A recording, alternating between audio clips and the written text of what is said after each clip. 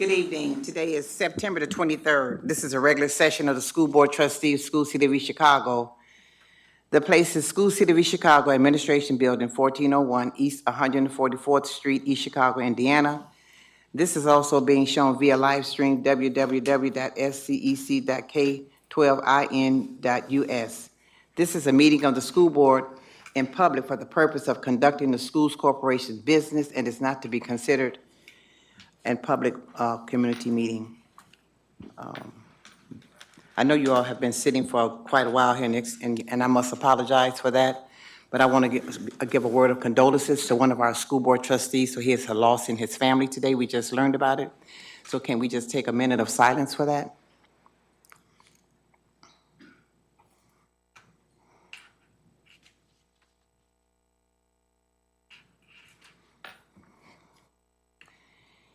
And now we'll open up the meeting with our cadets.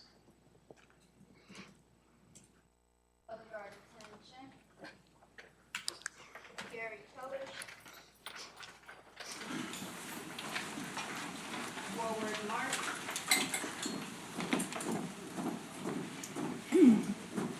Right hand march.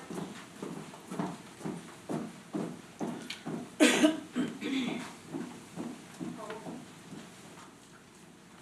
Freedom colors. I pledge allegiance To the flag of the United States of America and to the republic for which it stands, one nation, under God, indivisible, with liberty and justice for all. Forward colors. Backward step. Right turn.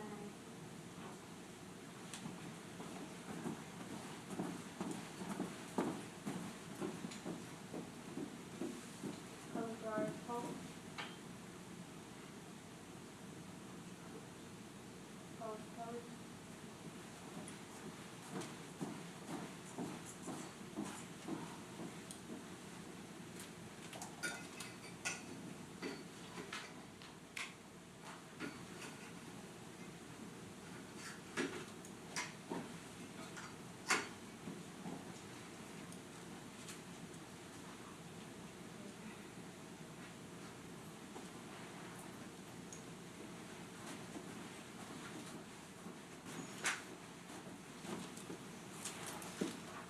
Left turn, march. March.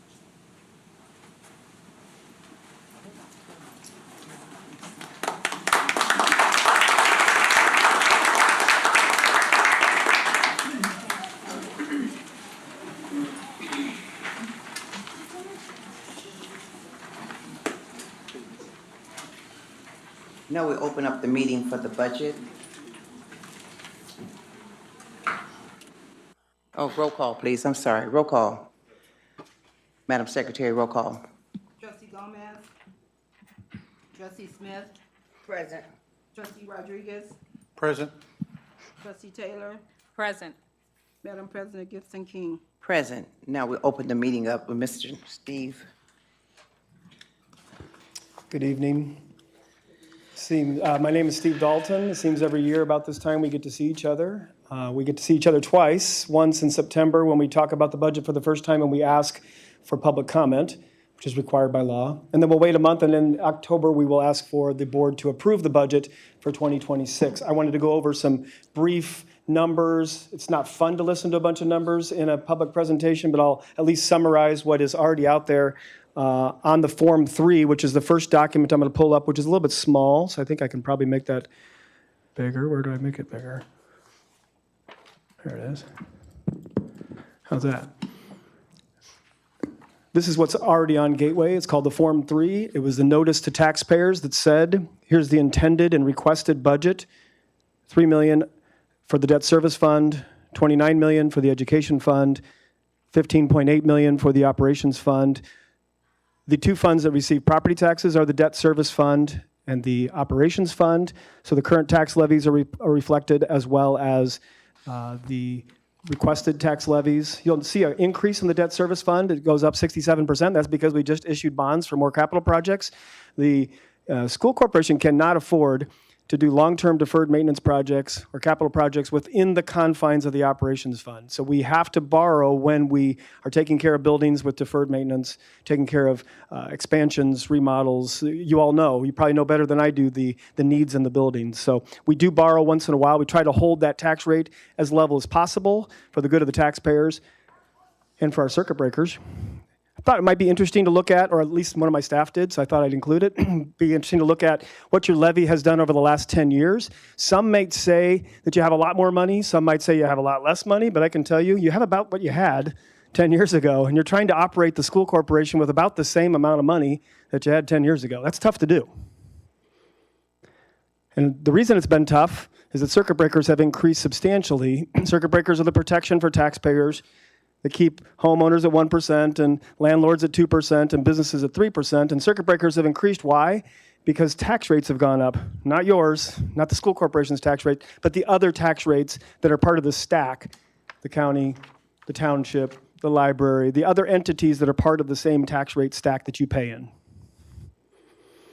We are at the public meeting in a month. We'll be doing the adoption tonight. Once Leela is done talking about some additional documents that we'll be looking at in October, Madam Chair, if I would ask that you take questions from the audience. Yes, are there any questions from the audience? What's being said?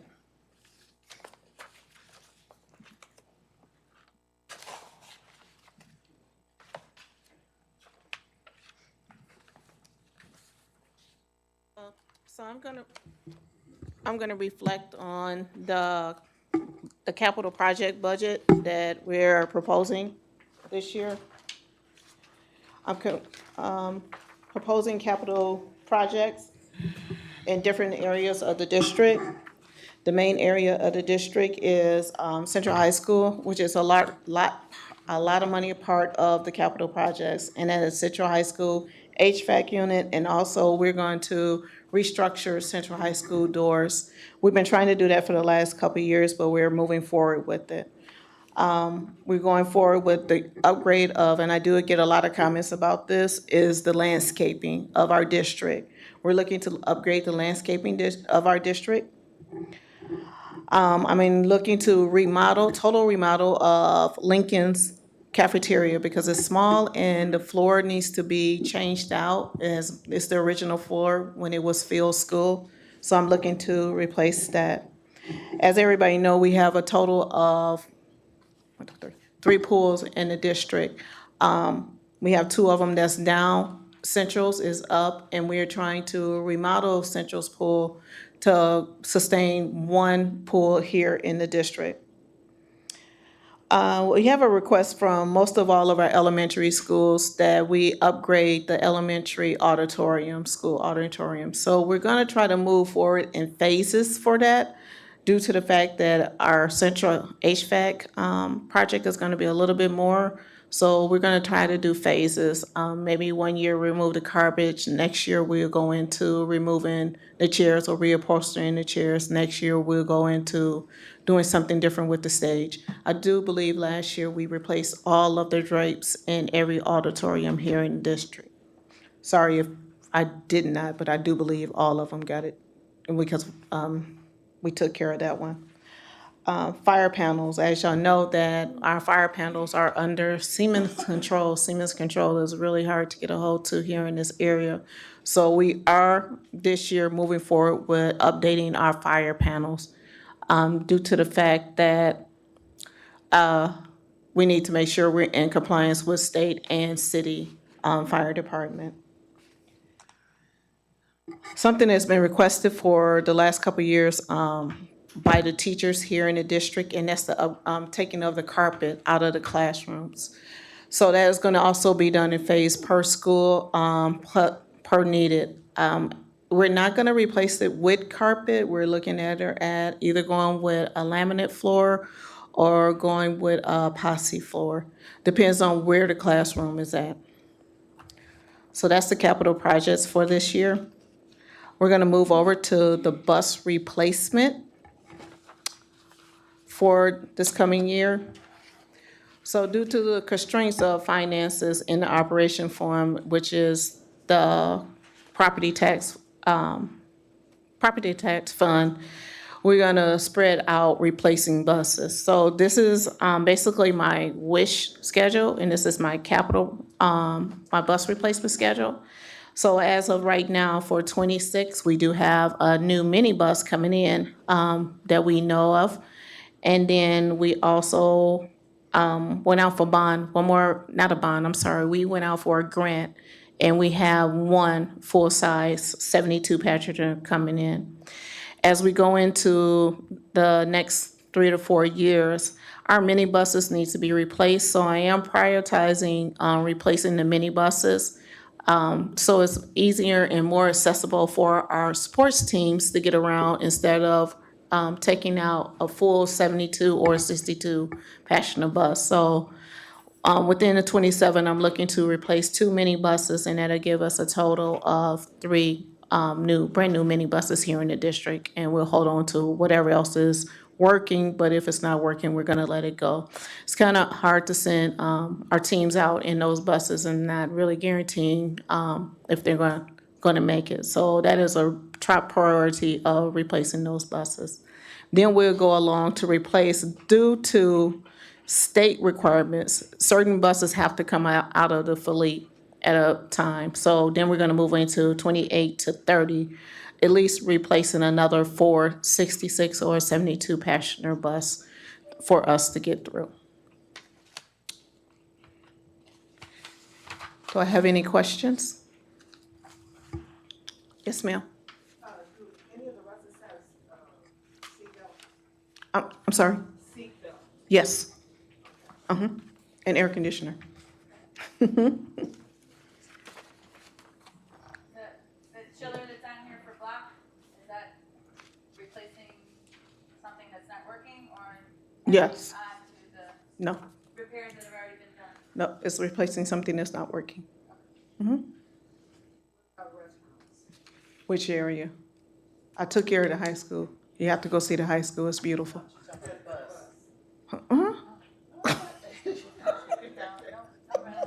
No, I'll make a guarantee though that the bus can stop at the restroom and start back up to make sure we get it through. Any more questions from the public? Any questions from the board? I have a question, Madam President. Yes, Trustee Rodriguez. With regards to Central, there's, I think, 4 chillers altogether, right? 2. There's 2 that's operational? One It's is, my understanding Central had 4 at one time. I have only seen 2.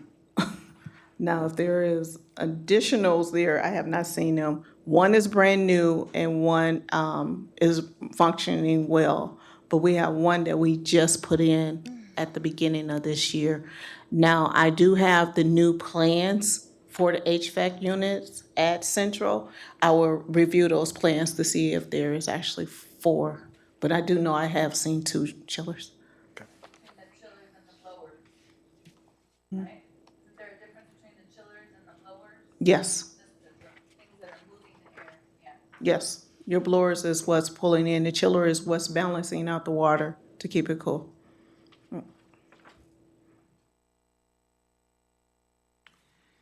Okay. So I got to ask a question, Ms. Lena. Are these all, is this everything that we need to have done under the capital? No, Not everything, this No. is just some of it. yes. This is some that I'm proposing at least to get some of the money from, when the operation fund to complete. From operations funds? Okay,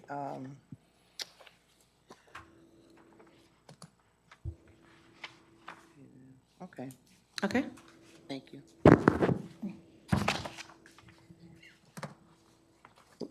We're gonna open it back up to the public. Yes. Any more questions on any part of the budget at this time? Okay, we wanna So then we'll close the meeting? close in the budget meeting? Yes. Budget hearing. Budget meeting will be closed. Madam Secretary, roll call, please. Trustee Smith, Yes. trustee Rodriguez, I'm not sure if there's an action needed for this Close it, presentation. okay. Is there? Yes. I Yeah. think that you need Is there to, yes, board there action? should have been a motion to close, so then we would. Okay, so I'll make a motion to close Okay, to the close. public meeting. Motion made by trustee Rodriguez, Second. second by trustee Smith. Madam Secretary, roll call, please. Trustee Smith, Yes. trustee Rodriguez, Yes. trustee Taylor, Yes. Madam President Gibson King. Yes. Now we'll go,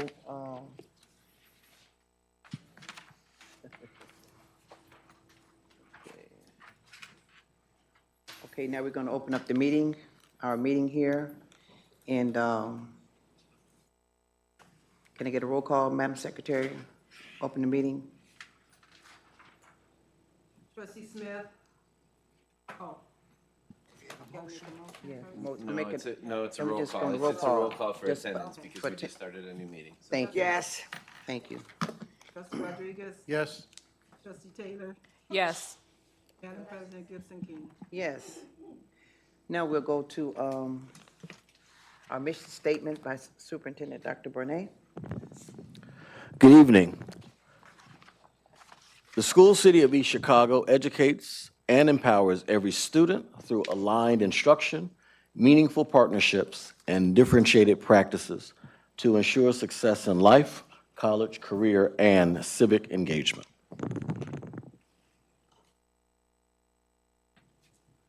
Thank you. I'm going to read off 3.04 certification, executive session, September the 2nd, 2025. The Indiana code is 5-14-1.5-6.1. Now we'll go to the approval of the agenda. Motion to approve the agenda. Madam Secretary, Madam President, I make a motion to approve item 4, the agenda. Motion made by Second. trustee Rodriguez, second by trustee Taylor. Madam Secretary, roll call.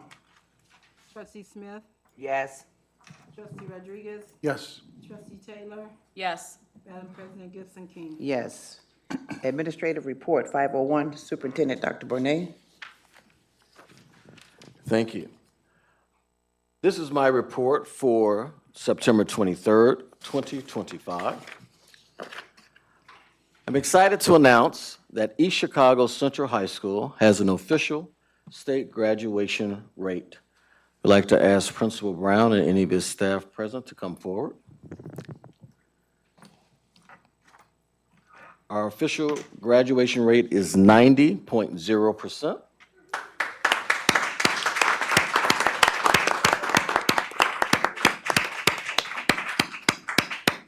This is a 21.6% increase from the class of 2024 graduation rate. All right.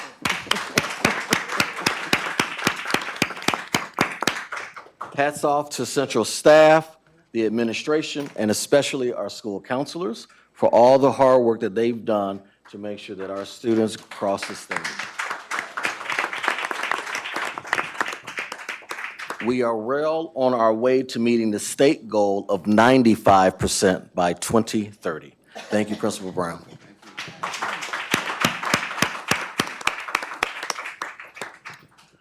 Now we'll go to Executive Director of Business. Oh, I'm sorry. Well, everybody, I'm sorry. McKinley Elementary is applying for the Purple Star School designation, which recognizes schools that support military-connected students and families.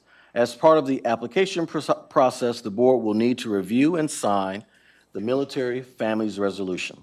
Our school board support will allow us to move forward with this important recognition for our school and community. And do you have the resolution? Do I have it? I don't think I have it. I don't think I do have it. Did you give it to me? Did you have the resolution? No. I don't have it. Well, there's a wonderful resolution we should be reading right now. We'll make sure that we read it, but we do want to sign it so that they can apply for that by a timely manner. Sure will, but I don't have it though, but we will make sure I get it. Thank you. Congratulations to Ms. Jennifer Willman for being a recipient of the 2024-2025 Green Apple Award for the Environment. Let's give Ms. Willman a hand.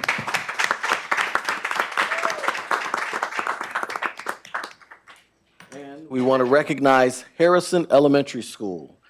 Their garden was highlighted on the Northwest Indiana Food Council Farm to School Farm Hop on September 12th. Let's give Harrison Elementary a hand. Our football team won the Battle of the Birds on Friday, September 12th by a score of 62-34. Girls volleyball picked up 3 wins in the past 2 weeks. Yes, they did. Winning against HAST, Gary Lighthouse, and against Horizon Academy. The team's record has improved to 7-11. Girls soccer got their first win of the season on September 9th against River Forest. And they lost a close match to Westville on September 19th. They cheated. Boys soccer picked up a win against Highland on September 15th and have an overall record of 4-4. Our cross-country teams participate in events both at Lowell High School and New Prairie High School in the past 2 weeks. The girls' flag football team posted an 18-14 victory over Bowman on September 17th. Let's give them a hand. There are 3 weeks remaining for Biddy Ball. The turnout has been absolutely amazing with over 156 students registered. Our new Cardinal Athletics website is live. Be sure to check it out. And we want to recognize our high school sports supervisor, Coach Allah, in making that reality.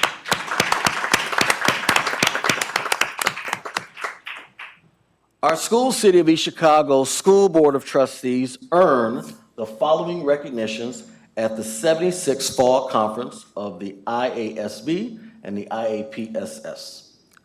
Let's congratulate our board for Level 1 Commendable for exemplary board governance. We also have 2 trustees who earned individual awards for exemplary governance. One is Level 4 Exemplary for Trustee Jesse Gomez. And finally, our very own board president won an individual award for exemplary governance, Level 2 Advanced, Patty Jo Gibson King.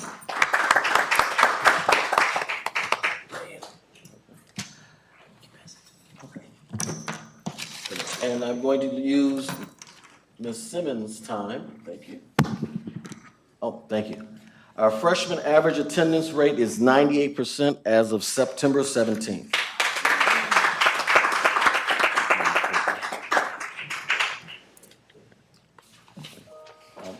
Ms. Simmons has deferred her time for me to present my financial plan to the board and to the community as well.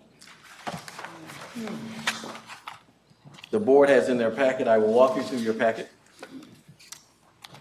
In your folder, you have on your left-hand side a glossary of commonly used financial terms, also referring to any of the types of individual grants we have for your reference.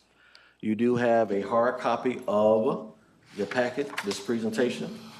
A digital copy was also emailed to the board members who requested digital copies. And then you also have, on behalf of Ms. Simmons, the Lake County Auditor, which shows our distribution of our tax levy to our charter schools.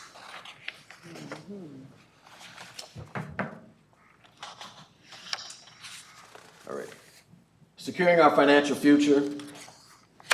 Previously, last month, when our partner, Senator Dalton, came and gave us a 3-year trend, it was pretty dismal, and we immediately set to work creating a deficit spending plan. We are actually not in a deficit, so this is just a reduced spending plan. As is, because we have a newly adopted strategic plan, every presentation opens with our mission and our vision.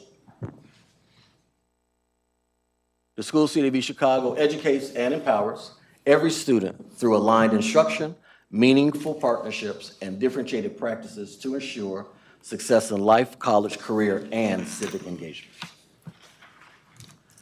The School City of East Chicago will be a community where all stakeholders collaborate to empower student success excellence, and innovation.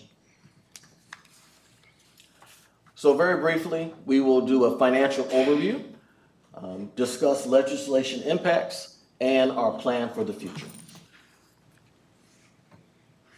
I want to start by giving a high level of our fiscal framework. So first off, we want to talk about that this presentation is produced in collaboration with our Executive Director of Business Operations, that we do have a newly adopted strategic plan, and whatever we do, even in terms of reduced spending, has to align with the goals in our strategic plan.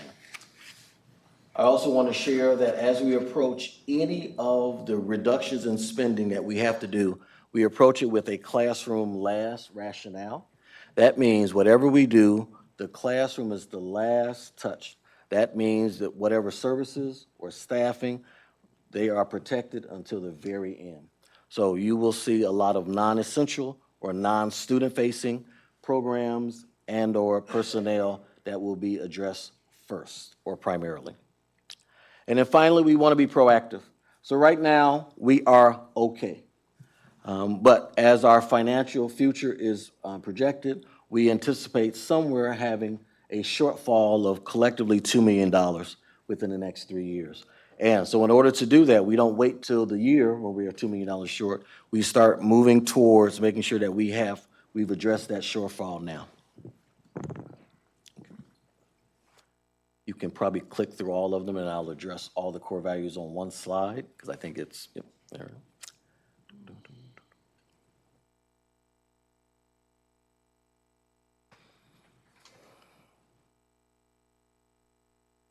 And I just want to call out, I'm not going to go over all 5 of our core values, but I do want to show the alignment between our existing plan as well as our core value, which is integrity and accountability. So the purpose of this presentation is to align itself, making sure that we are transparent to our community and our stakeholders. To the next slide.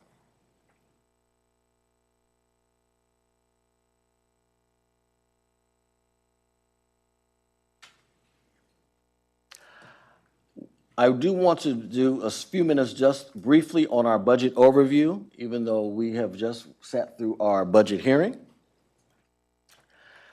This is a pictorial representation of our budget for fiscal year 26. We anticipate having an operating budget of $48,175,043. I want to call your attention to the 3 big funds: education fund, debt service, and operation fund. Now, we are aware that we have approximately a $77,000 deduction or difference in last year's expenses and this year's expenses. We're also aware that our debt service has increased because we recently did issue a general obligation bond. Our education fund, I want to point out that the large blue section of the education fund is salaries, so that the board and our community understands that a great deal of that education fund is spent on salaries. Next slide.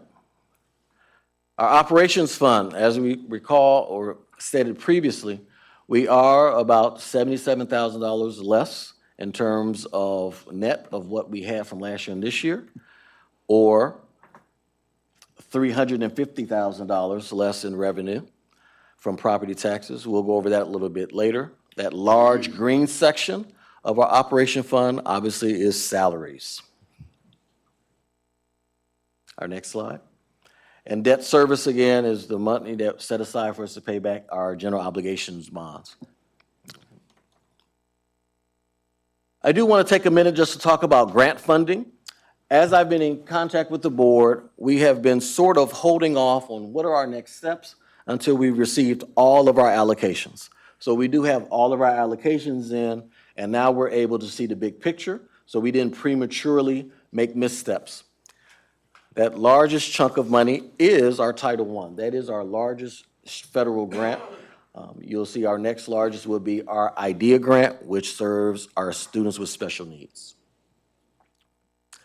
And then I also wanted to share with the board our combined funds. So this combines our education, operation, and debt service along with our federal grants to bring us to a total operating budget of $53,630,793. I want us to frame or context why we are doing a spending reduction plan because of most recent legislative impacts. So Indiana's recent property tax relief legislation was wonderful for taxpayers and property owners, not so good for schools. Senate Enroll Act 1 significantly impacts school districts' ability to issue debt, and that in turn impacts a district's ability to maintain our facilities. Our Executive Director of Business Operations just shared with you a number of capital projects that need to be completed, and our partner at Senator Dalton also shared with our challenges of doing deferred maintenance. Senate Enroll Act 1, or SCA 1, also limits referendums to general elections and introduces, and here's how we're impacted, a one-year waiting period after the expiration of certain short-term general obligation bonds before new ones can be issued. Once again, also impacting how we can repair and maintain our facilities. Because of property tax caps, school districts have been relying more on debt, which is why our debt service has increased, including short-term GO bonds to maintain our facilities. So we have fewer tools to use to manage our budgets and to maintain our facilities. So we must adapt and operate within this new reality. Oh, I'm sorry, go back one more time. So we also have other pieces of legislation besides SCA 1. In addition to property taxes, we are aware that soon or currently our charter schools not only have access to our education fund, so as we're aware, the amount of money we spend educating a child follows the student to whatever school outside of the settlement, but they also are sharing in our operations fund. That also impacts our spending. And then we also were aware recently of a reduction of federal funding, and we'll address that. But there also was new legislation passed regarding giving teachers who have literacy endorsements increased salaries. We also must account for that, especially as we approach our collective bargaining season. This is just a snapshot from the database on SCA 1 and its impact on schools. Just for our reference, I want us to sort of hone in on that number, the negative $2,341,520 that's anticipated by 2028.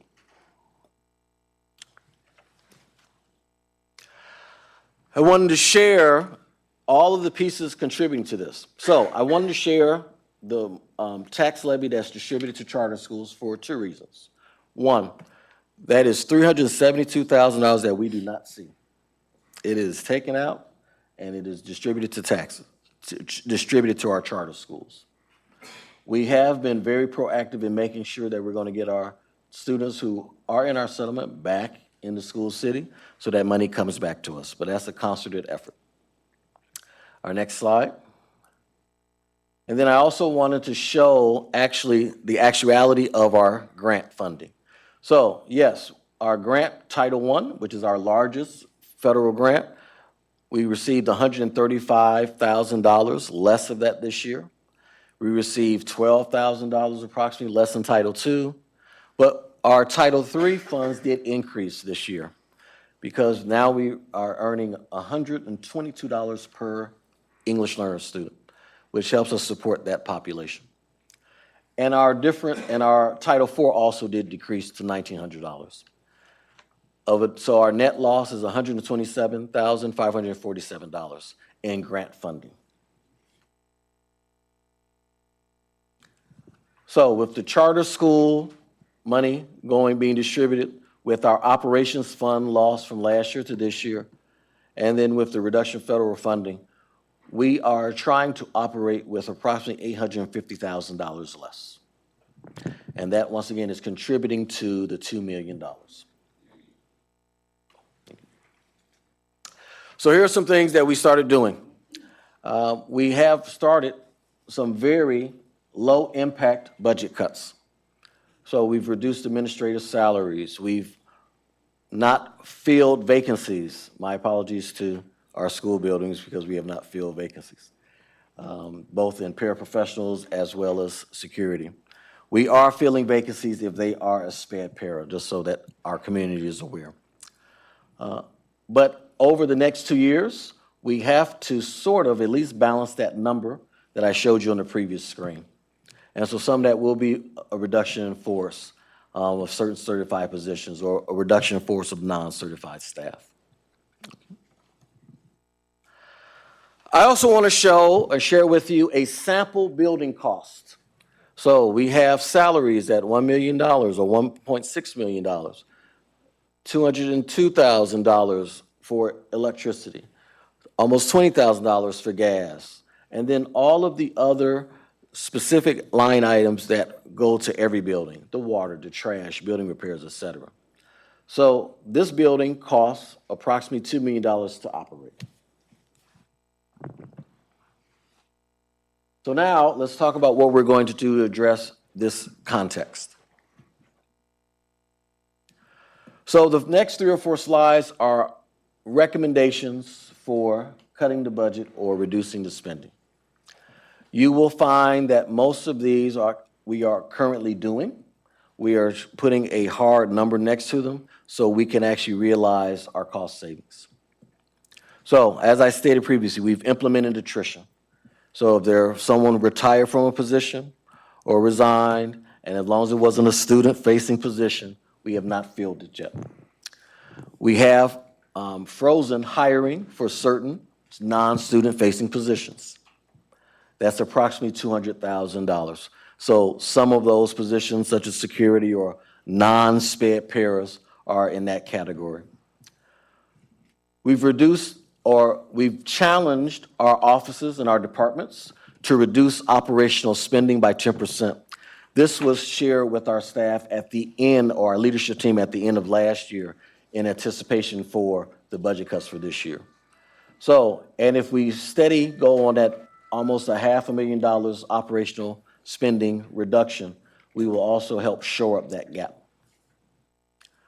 Oh, one more before I go on. And we do need to have conversations around what does it look like if we close or consolidate one of our buildings. Okay. Some other items, and keep in mind that these are budget cut recommendations over the course of the next 2 years.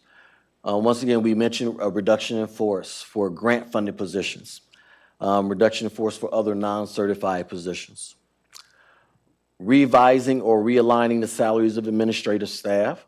The school city did have a previous past practice of sometimes when administrators were no longer in their roles, we never adjusted their salaries if they returned to the classrooms. So we are addressing that issue. And we're also going to review the cost of living raises, especially as we come upon our collective bargaining season. We are going to be working with our unions, both SEIU and AFT, to offer early retirement incentives. And in the operations side of the house, they will be reducing overtime. Here are some other recommendations that do not necessarily have a dollar amount next to them. They're not hard and fast, but they will eventually have dollar amounts as we form what we call the budget task force. So it is my desire to have a budget task force, a small group of stakeholders that will work, a school board member or a principal, a teacher, and another administrator come together as we approach the reduction in spending plan. In addition to that, we will be researching more cost-effective health insurance providers. As we are aware, we have a wide disparity of how much we pay, the school city pays for our members, our employees, some ranging from $3,000 a month to $26,000 a month. We absolutely have to get a handle on that cost. We'll also be researching outsourcing operations staff groups.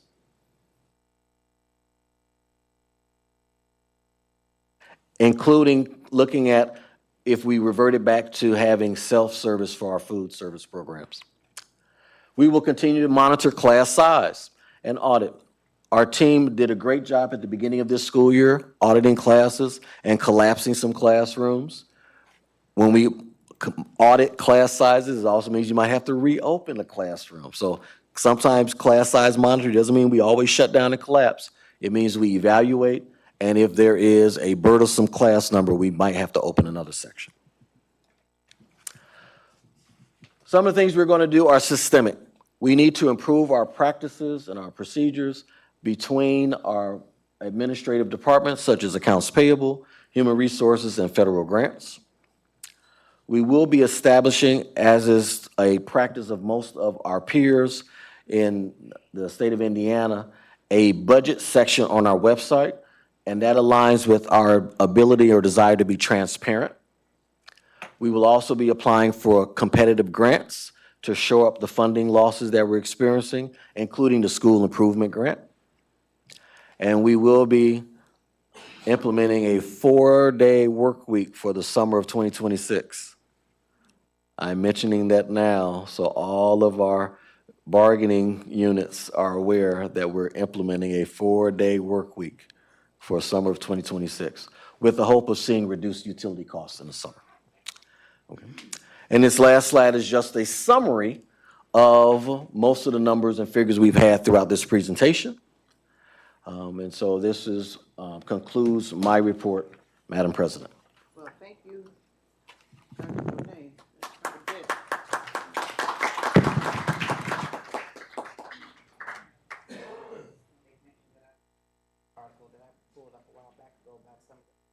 School districts where we are at that are making cuts right now as we speak.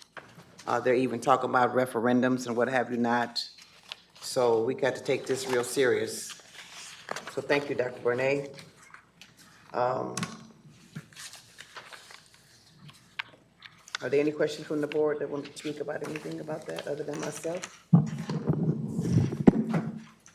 Yes. Yes, Trustee Madam Smith. President, Dr. Bournier, thank you for this particular report. Hopefully, the board would understand exactly what you're talking about, and we can work together to make this happen. We have no other choice but to do what we have to do.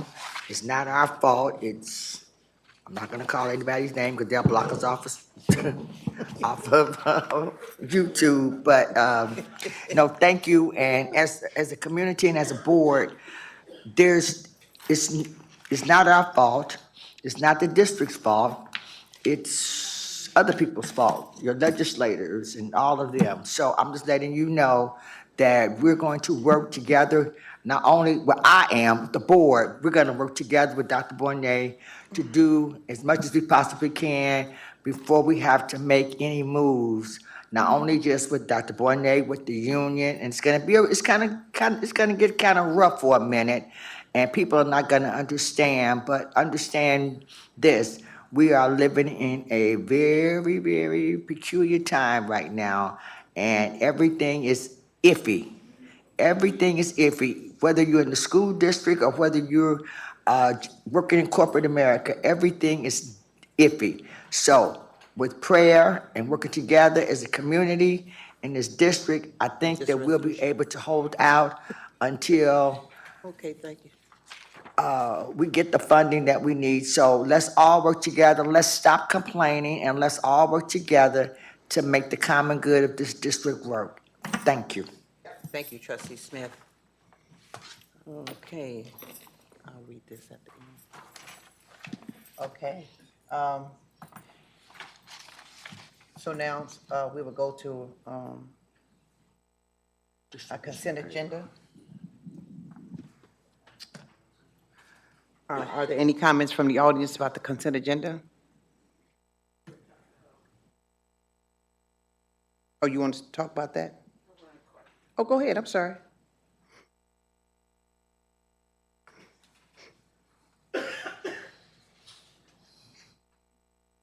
Good evening. In regards to the reduction or the money's not coming into the county, are there going to be any layoffs? And if there will be, you start at the bottom or you starting at the top to cut?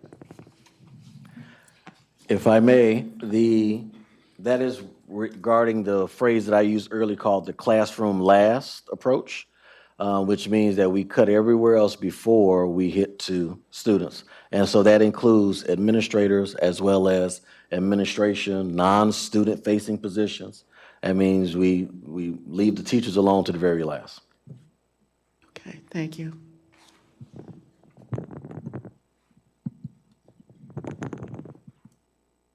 Okay, now we'll go to consent agenda. Are there any questions from the audience about the consent agenda? Can I get a motion to approve this consent agenda? Madam President, make a motion to approve the Motion. consent agenda. Motion made by trustee Rodriguez, Second. second by trustee Taylor. Are there any questions from the board? Madam Secretary, roll call. Trustee Smith, Yes. trustee Rodriguez, Yes. trustee Taylor, Yes. Madam President Gibson King. No. Now we're going to new business. 7.01, approval of memorandum of understanding with Girl Scouts of Greater Chicago and Northwest Indiana, behavior and emotional and social support. Are there any questions from the audience? Can I get a motion for 7.01? Trustees, if I may just, sorry. Yes. If I can just note for the record, we had some discussion about this at the work session on Thursday about some items that may need to be revised in the form of this motion. Those were communicated to the organization on that day, on the 18th. I have not heard back from them. I did not follow up with them this morning like I probably should have, but so at this point, if you want to move ahead with it, it would have to be with the understanding that we're going to continue to negotiate with them a little bit and try to work out a little more favorable arrangement. The other alternative would be to table it and take it up at the next meeting.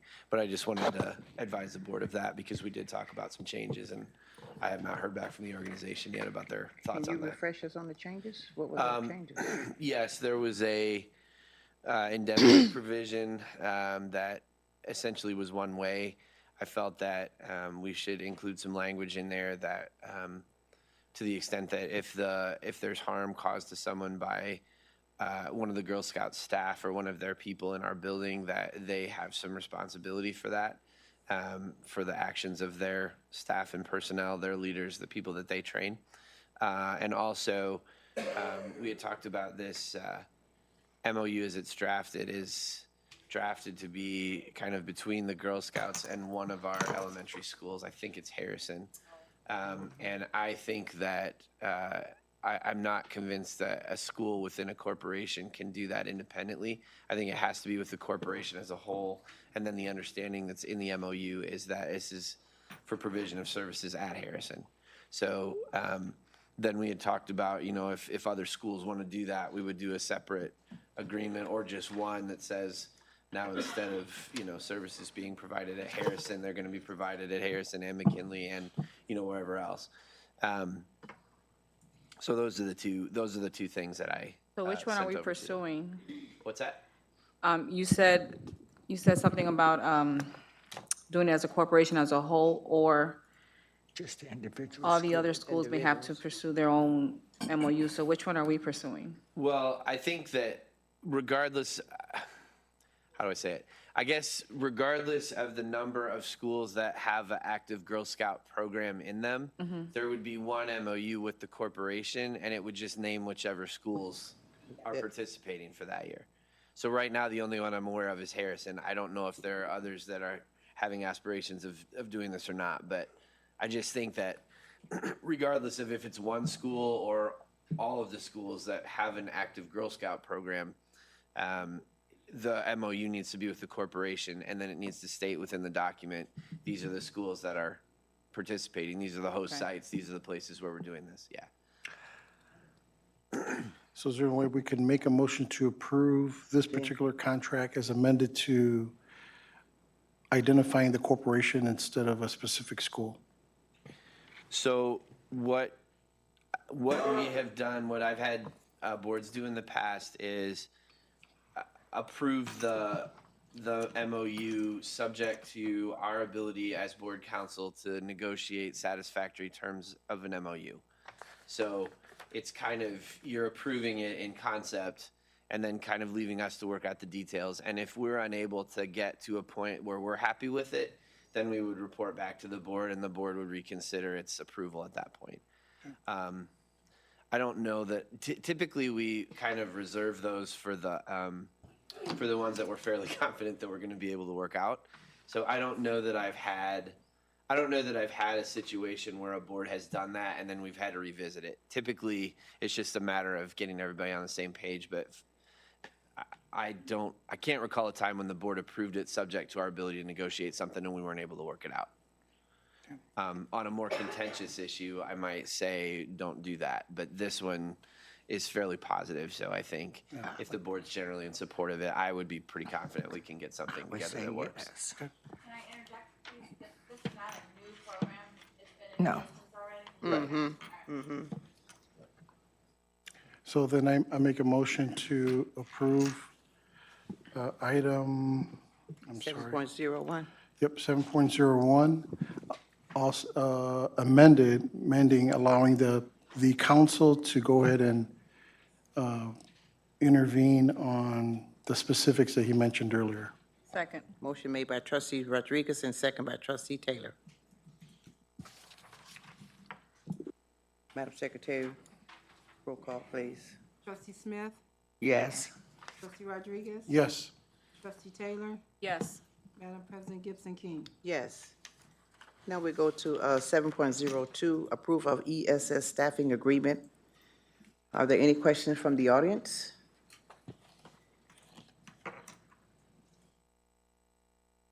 Can I get a motion for approval? Madam President, I make a motion for 7.02. Motion made by I'll second. trustee Smith and second by trustee Rodriguez. Are there any questions from the board? Yes. Yes. Madam President? Yes. This is directed to Mr. Snow. Did we ever get that particular agreement? The problems that we were having, With this ESS. did we ever get that straightened out? We did. On this one, I had some good discussions with the vendor.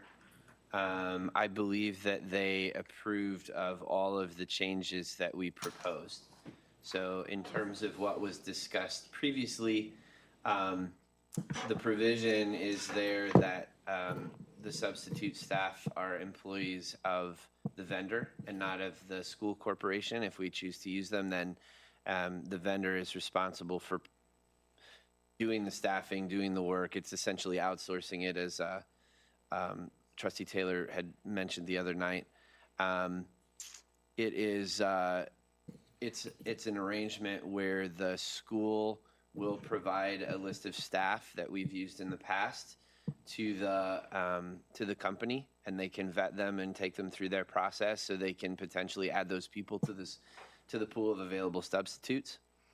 And then the term of the agreement is going to go from essentially when the board approves it to through June 30th of 2026, meaning that we will have a full school year and then some to evaluate it. The agreement provides that there is no automatic renewal. However, either party can renew or extend it upon written agreement. There is a termination for convenience provision in here, which allows us to get out of the agreement for any reason with 30 days notice to the vendor. And essentially in that event, we, I believe, have all the language kind of structured so that if there is a point in time where we have to terminate the agreement, we'll pay for services that are rendered. So we've removed some of the things in here that I felt would have kind of penalized the school for wanting to use our own staff or wanting to supply our own substitutes on some occasions. The company is going to take over the significant part of the substitute staffing. But in the event that we choose to use one of our own people, the only obligation is that we notify the vendor of that. And that's only to prevent them from accidentally paying a sub that isn't actually working because they weren't aware that they didn't need to be working. So all in all, I feel like the discussions on this with the vendor were pretty positive, and I think that they did give us pretty much all of the revisions that we asked for were accepted. Okay, thank you. I do have some questions. I remember when we first began to discuss this particular agreement, it was supposed to be this, that, and the other. Someone here from HR that can explain this, because there was supposed to be a cost, and it was supposed to be, I need to know the cost of this program now, once again, and the savings. That's my thing. It's the savings, because supposedly the first contract was that we were supposed to only pay a certain amount of money, and they were supposed to pick up the rest, and we weren't responsible for benefits. So if we're gonna keep our subs, are we still responsible for all of our subs' benefits, even if they're on our roster? Do you understand what I'm saying? Our subs don't get any benefits. Can you speak into the mic, please? Yeah, our subs don't receive any benefits. They're just paid a flat rate. So what's going on with ESS is they're getting their own pool of people, and we're paying a premium of, I want to say, for example, 110 for a sub a day that we have, and theirs would be about 125.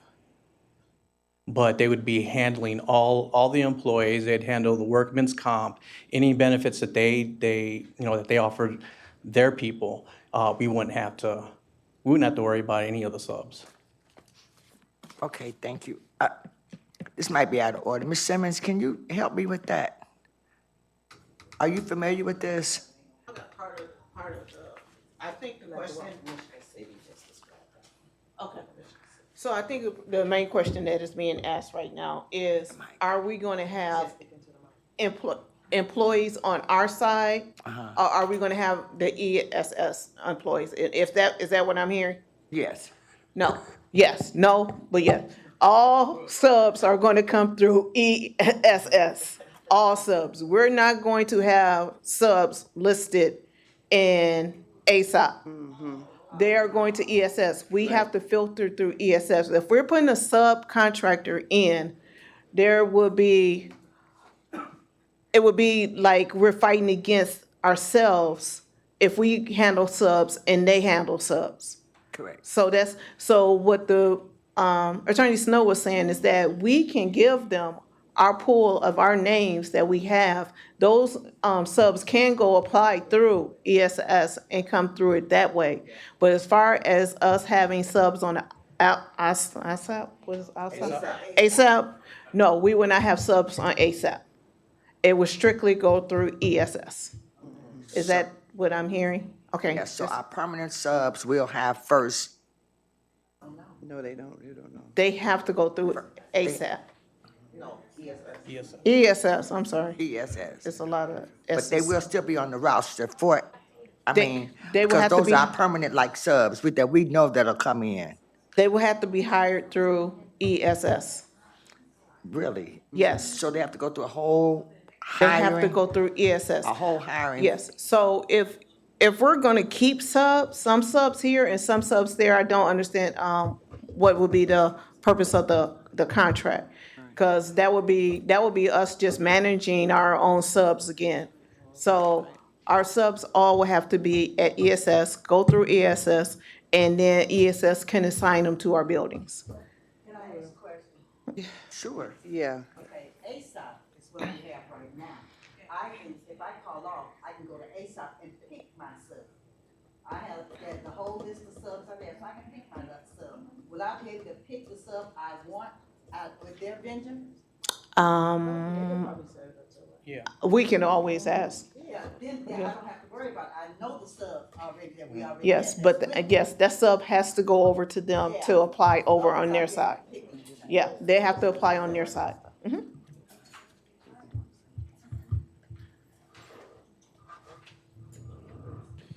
I can add a little bit to that as well, Trustee Smith. I think that in section 1.2 of this agreement, it basically, that's what lays out. The school will provide a list of the staff that we've used previously. So we will give them a list of our pool of subs. There's a provision in here that basically says by signing this agreement, the school acknowledges and certifies that those subs are properly qualified to do their jobs in the state of Indiana. And there's a 90-day period of time where the ESS, the vendor, will just kind of rely on that representation. So we will give them a list of subs, and we will say these subs are okay to use. For 90 days, they just will rely on that. And in the meantime, they can do their own vetting and checking and all their stuff. At the end of the 90 days, if any of our subs are found for some reason to not be compliant with state law or not eligible to teach, then ESS will essentially, I think weed those out for us, and they'll notify us like, hey, these are people we can't use. So while yes, the subs will have to be onboarded and go through ESS, it sounds like they're doing everything they can to make that a streamlined process so that our quote unquote subs are not spending 3 months waiting to go through their background checks and all that stuff before they can start working again. So I think it's something that's at least designed to be pretty seamless. I think they're doing everything, like I said, that they can to achieve that. Of course, there's nothing that ever happens without having some kinks, but that is something that they've thought about at least, if that helps. Okay, thank you. Thank you.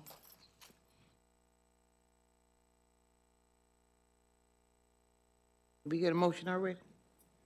Yes, we did. Okay. So now, Madam Secretary, roll call, please. Trustee Smith, Yes. trustee Rodriguez, Yes. trustee Taylor, Yes. Madam President Gibson King. No. Now we go to approval 7.03, approval of professional development request. Are there any questions from the audience? 7.03. Can I get a motion for 7.03? Madam President, make a motion to approve 7.03. Motion made by trustee Smith, Second. second by trustee Rodriguez. Are there any comments from the board? Madam Secretary, roll call, please.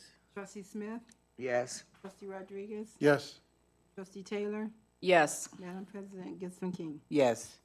Now we'll go to 7.04. So, We'll go first reading. yeah, since approval of the he's- first reading. Madam- Yeah, since he could do it. Ms. Curtis, do you wanna deal with this, or what? I can handle it if you want. Okay. Yeah, I mean, yeah, okay. please. Okay, It's the policy section, and Yeah. Jesse's he's out. not- too. Gotcha. okay, that's what I'm I was. sorry, Trustee Gomez is out. I'm Yes, not very okay. formal today. So are there any, approval of the first reading policies, policy 4510, promotions? Madam President, I'd like to make a motion to remove policy 6320. Wait a minute, I ain't got to that one yet. Okay, you want to remove? So they're all coupled together, policy 5410, Want to remove this one? and I want to move policy 6320. Okay. 630, okay. 6320. Yes. I'll second that motion. Okay, second by trustee Gomez. Rodriguez? Okay. I'm sorry, Rodriguez. I'm sorry. Okay, so, and then we'll go to policy number 9120, Public Information Program. So, now how we remove this? How would we remove this? Yep. Well, I think we have since we have a motion on the Yeah. made a table. motion, yeah, you made a motion to remove one item, so we need to vote on that. Right. Okay, so anybody, that motion to remove, We've made the motion and it's been seconded. Right. So Roll we call. just need a so vote. we need a roll call? Yes. Okay, roll call for policy 4510. 5410. Madam Secretary, roll call, please. PO 6320. 6320. Yes, 6320. 6320, Madam yes. Secretary, roll call, please. Trustee Smith, Yes. trustee Rodriguez. Yes. Trustee Taylor, Yes. Madam President Gibson King. Yes. Now, we'll go to which, policy 5410? Trustees, policy 5410 is on the agenda for amendment because of the fact that this policy lays out promotion, placement, and retention requirements in terms of setting guidelines for students to advance to the next subsequent grade level. We left this policy alone, except that we added language, which honestly should have been in there for a while, relating to the requirement that students pass the iRead examination or assessment before they go past third grade. So of course, then there are statutory exemptions to this. If they're held back for 1 year in third grade, then there are ways that they can advance after that, even if they don't achieve a passing score on the iRead. But we've made references to those statutes and just added that language to the policy. Yeah. Okay, well, can I get a motion? Sure. Make a motion to approve first reading PO 5410. Motion made by trustee Rodriguez, Second. second by trustee Taylor. Are there any more questions from the board? Madam Secretary, roll call, please. Trustee Smith, Yes. trustee Rodriguez. Yes. Trustee Taylor, Yes. and Madam President Gibson King. Yes. Now we go to policy number 9120, Public Information Program. Mrs. Snow? Madam President, thank you. Policy 9120. Let me start that over. Madam President, thank you. Policy 9120 is on the agenda, just a kind of a logistical thing. The school board and the school corporation have a responsibility for maintaining a public information program to keep the general public informed of things that are going on within the school. This is a job that was, under the old policy, was delegated to the assistant superintendent, and the administration has suggested that we make that the responsibility of either the superintendent or the superintendent's designee, meaning that the superintendent can assign this job to another person within the administration, and I believe there's a specific employee who's responsible for that. So that's the reason for that change. Just makes the policy line up with the way the administration is currently structured. Okay, thank you. Are there any questions from the audience? Can I get a motion? Madam President, make a motion to approve the revised policy of PO 9120, first Motion made by reading. trustee Rodriguez, Second. second by trustee Taylor. Are there any questions from the board? Madam Secretary, roll call, please. Trustee Smith, Yes. Rodriguez. Yes. Trustee Taylor, Yes. Madam President Gibson King. Yes, now we'll have the 7.05, approval of personnel report. Are there any comments from the audience? Can I get a motion for 7.05? Madam President, I make a motion for item 7.05. Motion made by trustee Smith, Second. second by trustee Taylor. Are there any comments from the board? I have one comment, Madam President. There is a change that was made from what was given to us today. Yes. I would like the superintendent to just go over those changes. Yes. There was an error on an ECA that was listed for an after-school program. That ECA previously to this year had not been used, and one of our building principals may have signed off on an error. Thank you.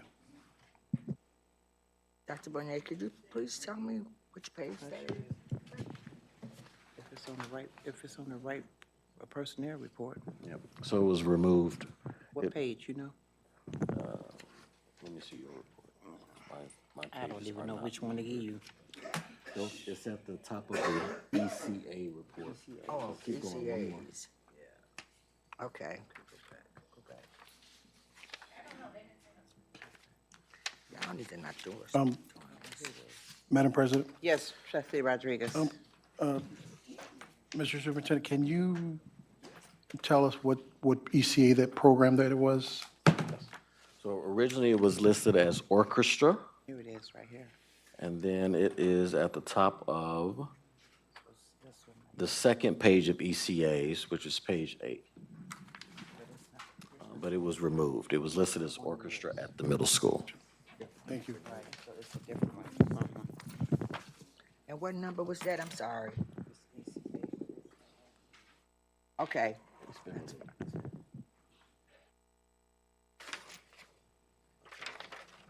It was for orchestra, but it's not. Okay, here it. We took it out of this one.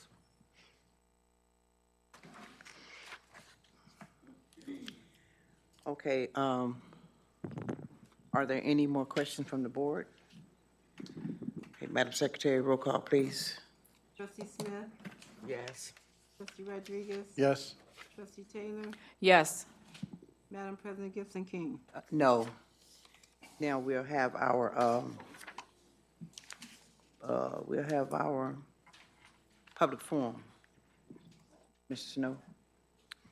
Thank you, Madam President. The public forum is a point during the meeting when members of the general public can speak on items of general concern regarding the school corporation. Obviously, we've kind of had the opportunity to comment on individual line items as they've come up. Comments will be limited to 3 minutes. You will be required to state your name and address still, right, prior to speaking. And in order to be able to speak, you would have had to sign a form and a list prior to the beginning of the meeting. Again, the comments are meant to be general in nature. They're not to be used to go after any individual board member, and it is not intended to be a dialogue between the speaker and the board. Any questions that are asked may be responded to at a later date at the discretion of the board. Thank you.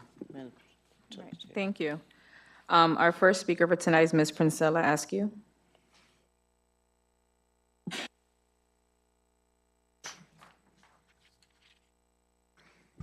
Good evening again. Princella Askew, 2705 East Guadalupe Circle. I have 3 things that I need to bring before the board. The first thing, Dr. Renee, thank you for highlighting our director for the public library. I just happened to look on there. And secondly,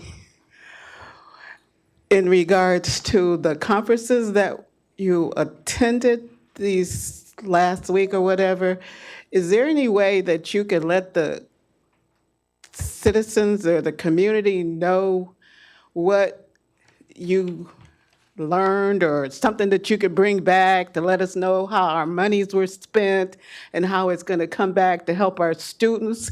It would really be helpful, because just to go to the conference, you enjoyed yourself, but we don't know what happened as far. And that's, I would like to request that from now on, if you don't mind. And then, is there any way that when you have these meetings, is there any way you can put, like, for people that want to comment that can't get to the meetings? You know, they might, and then you can look at it later and say, maybe we need to take care of something that they put on, you know, like when they do for a funeral or something. Lastly, on Thursday of this week, the library will be hosting Viva El Sol. And it's a Long Live the Culture. It's at 4 to 7 p.m. at the main library. We will be celebrating various Hispanic cultures with workshops, games, activities, taster series, food, history, shopping, and live entertainment. And we invite all of you to be there because we are going to have a great time. And I have a fall edition of our newsletter I will pass them out to the board. I might have a few others, but you can come to the library and get it. Thank you so much. Well, I have mine already, thank you. You have yours already? Yes, I'm. Okay.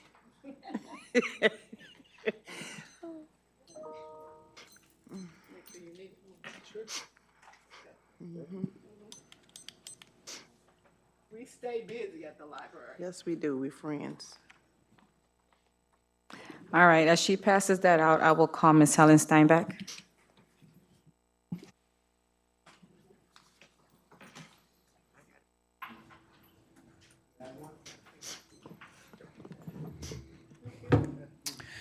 Good evening, Helen Steinbach, 5207 East 73rd Avenue, Maryville, Indiana.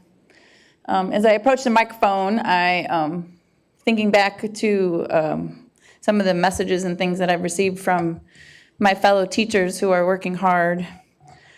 And I'd like to just mention that some of our teachers are feeling a little overwhelmed by all of our visitors that we receive on a weekly basis. And that maybe we should be rethinking the fact that we're having these frequent walkthroughs and visits to our classrooms because it unsettles our students, and sometimes it's hard to get them back in track, no matter how engaging we are.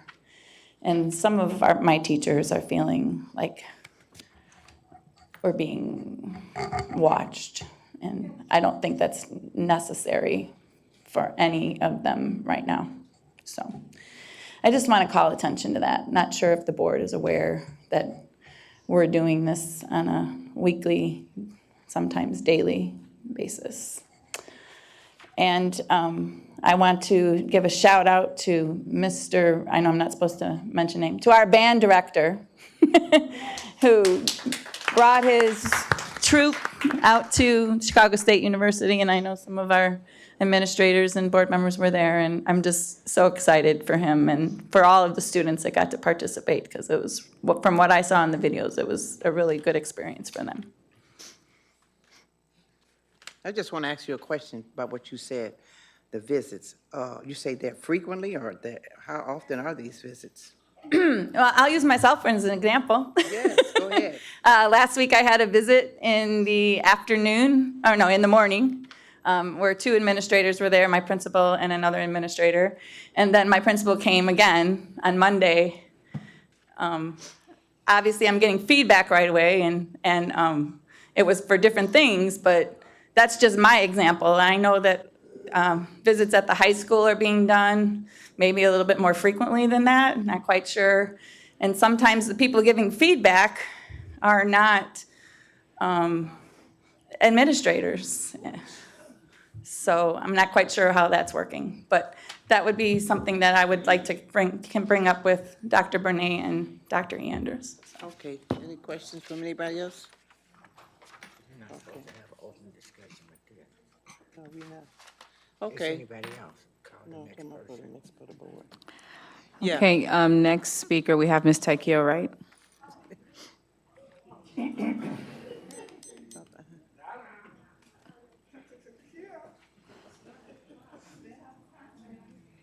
Oh, boy.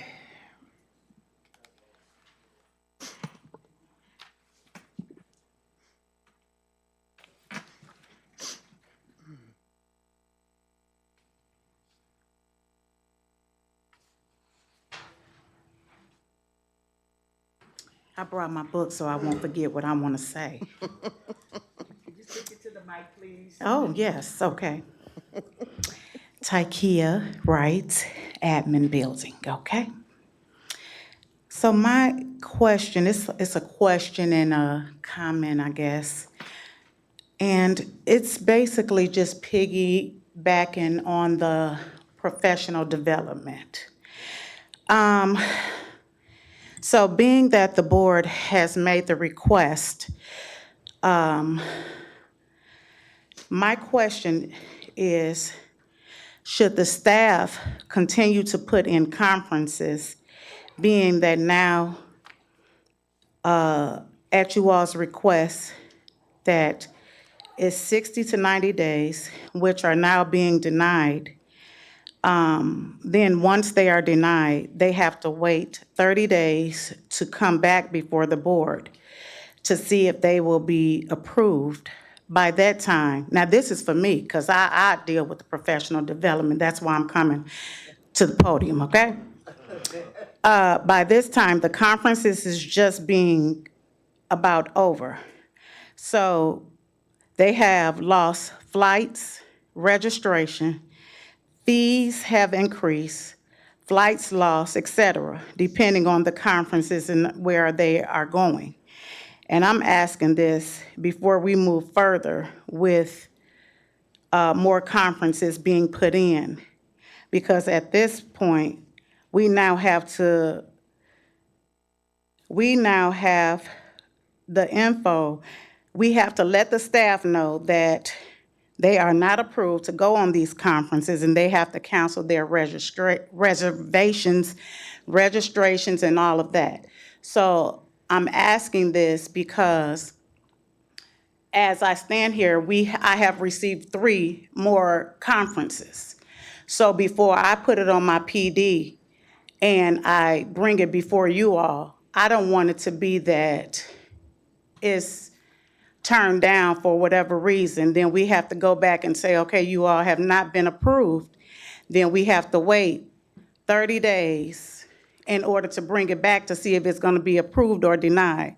So if you all can, you ain't got to tell me, if you can all give that discussion or that to Dr. Bornay, and then he can relay that to me before I put it on my PD, because if that's the case, then I don't feel like nobody should go on no conference if it's going to be denied every time it's being put in.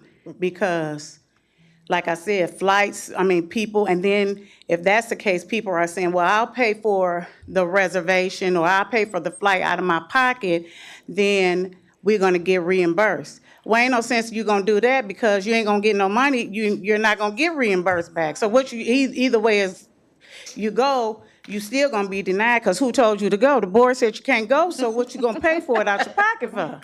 Thank Don't you you. go and do that. I'm just being honest. So please, please, please, board, before I put this on my PD, let Dr. Bornay know if it's gonna be a go or a no, because I ain't gonna put it on my paper if y'all gonna say no. Thank you. Thank you.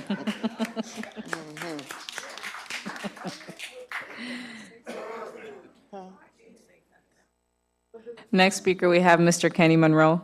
Oh, okay. Okay. Moving forward, Ms. Darlene Rosario.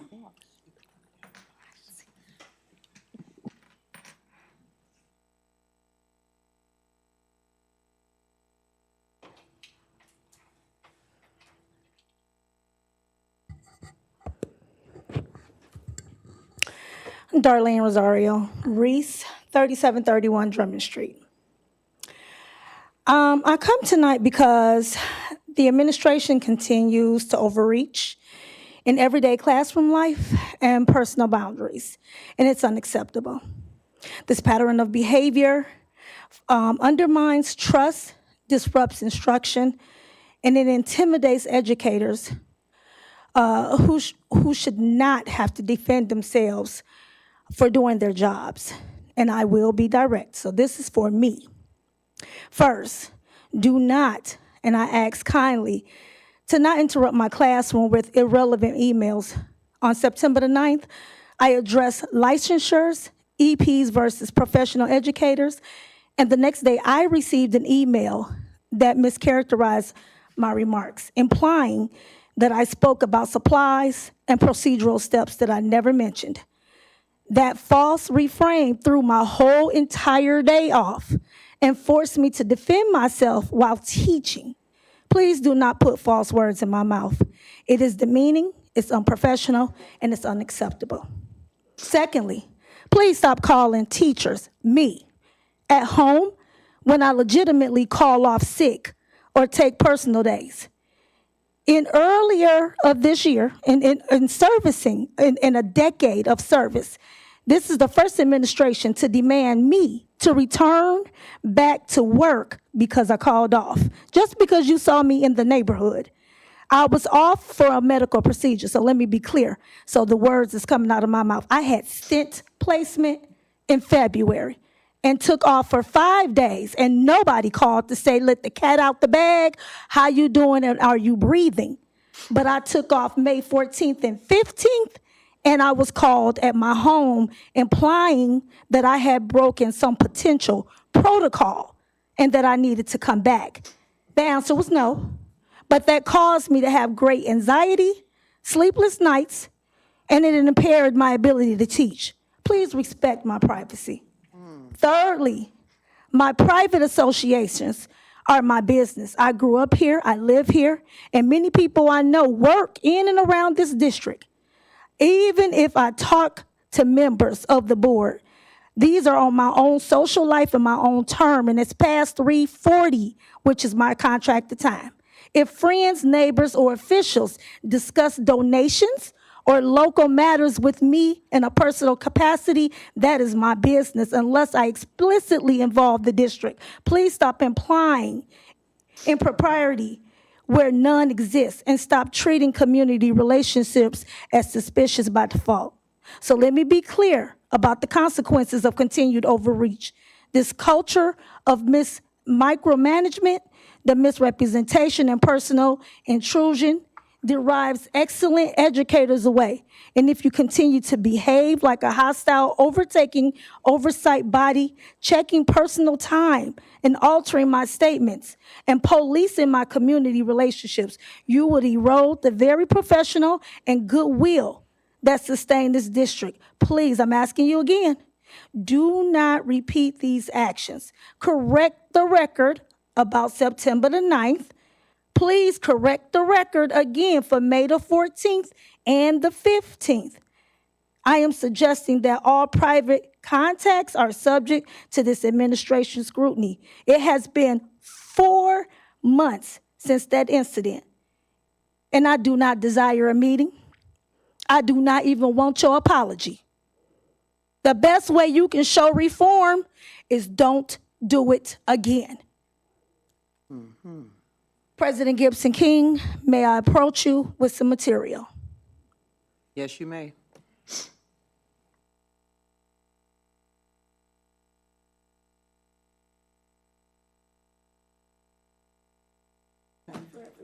Oh, okay, thank you. I'll pass it down. Trustee Smith, Thank you. pass that down, please. Next speaker, Mr. D'Angelo Coles. Okay. No. Thank you. That concludes our remarks for public speaking tonight. Thank you. Okay, that's it? Yes, that concludes our speakers for tonight. Thank you. Okay, that's it, Trustee Taylor, right? Okay, all right, thank you. So now we'll move on and go to the trustees' remarks. Trustee Rodriguez, Mr. Cube man down there. I'll try to be really quick. I know this has been a long meeting. Okay, I'd like to first thank the superintendent for inviting me to sit down on a panel at the Administrators of Color Conference. I saw several East Chicago administrators, including Christine and Linda, who represented School City of East Chicago well. The panel was well-attended with lots of superintendents and educational leaders who wanted to know the steps of becoming a superintendent. So this is the panel that I sat on. The panel did share, again, on the panel, we had superintendents, retired superintendents. We had a superintendent from, what's that one organization, BWP.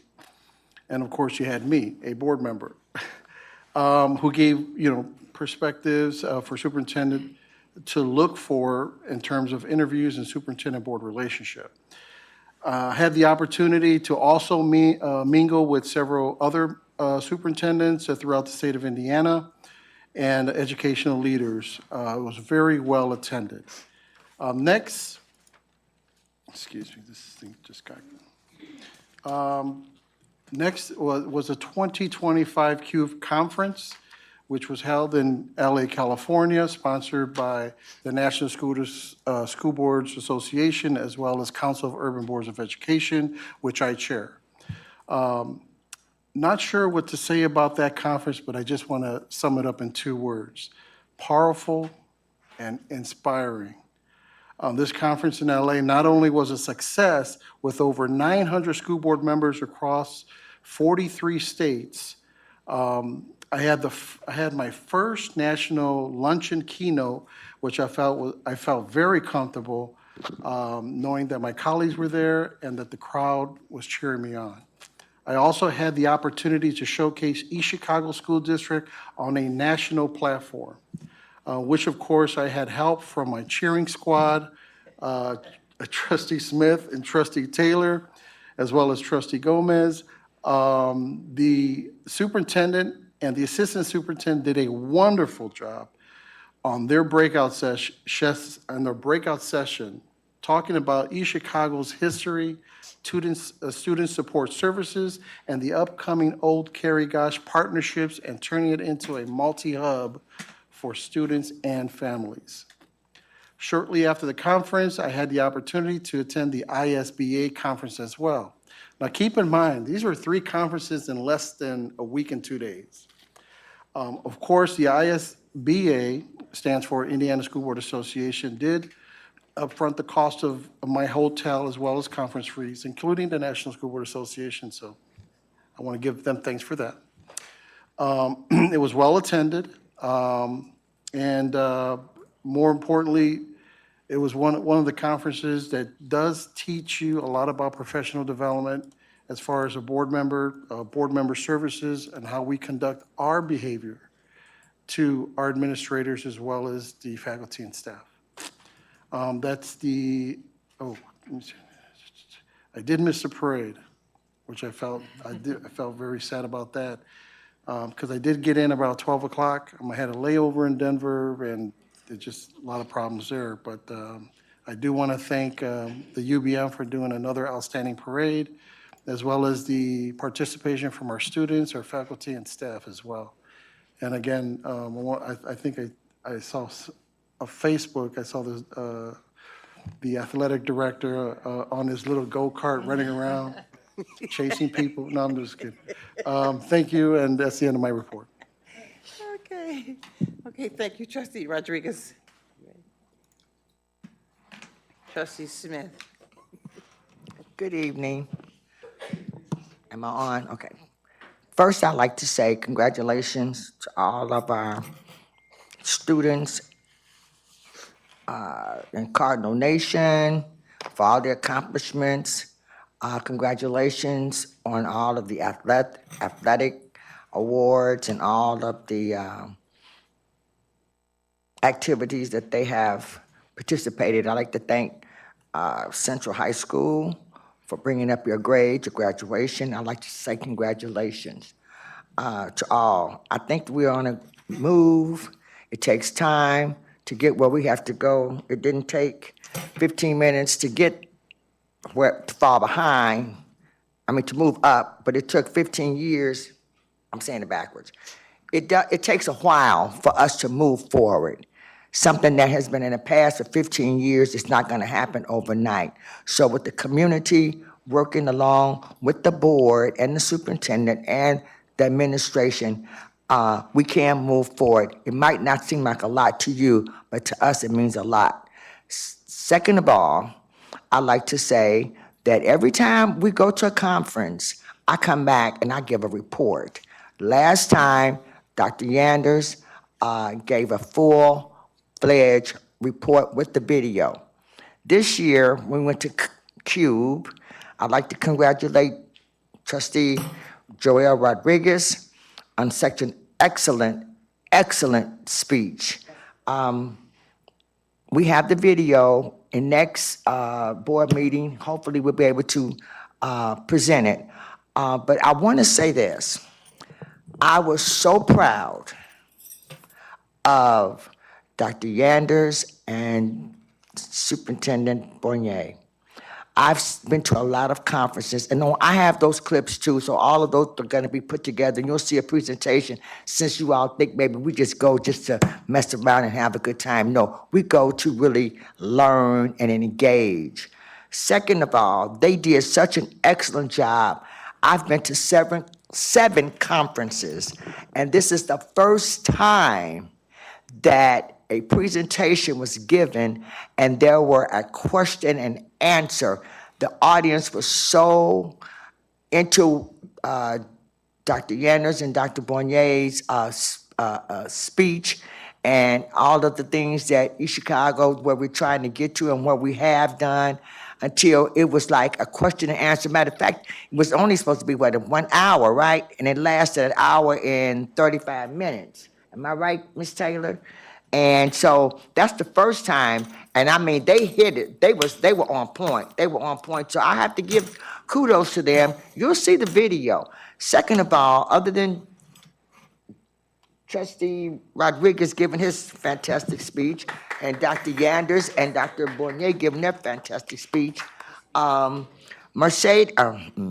Trustee Taylor and myself, we were working.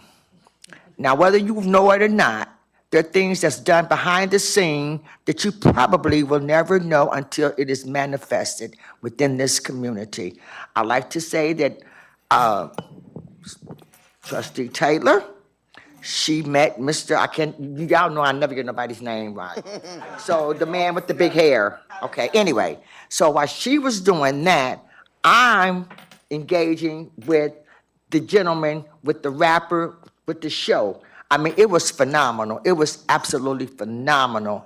And so I just want you to know, when we go to those conferences, we're not just sitting there. We're engaging, trying to bring positive energy back to our community. So don't get it twisted. I don't want anybody to think that that's what we do.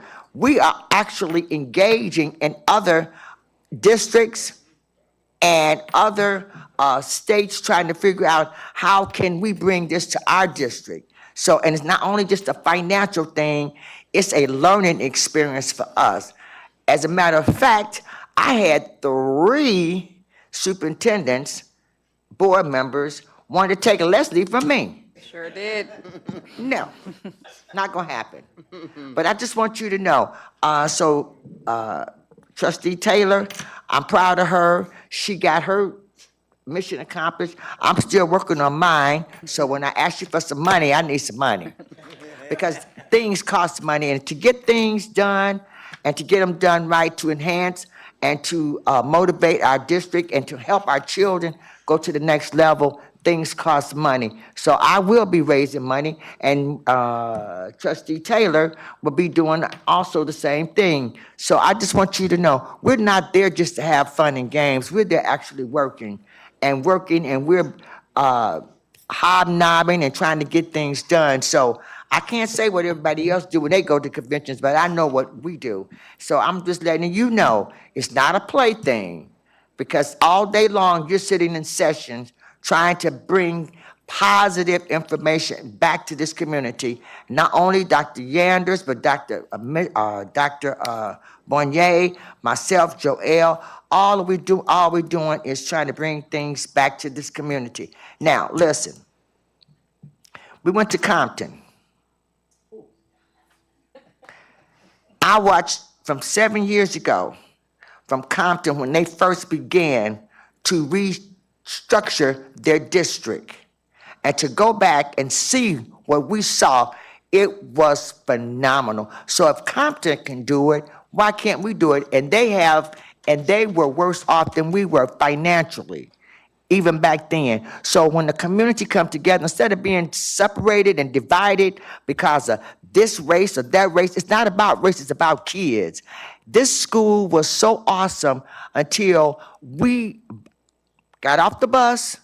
Oh, they welcomed us. You'll see the video. I mean, the entire school welcomed us.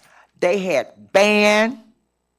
They had a 14-member band that played like they were in Earth, Wind, and Fire.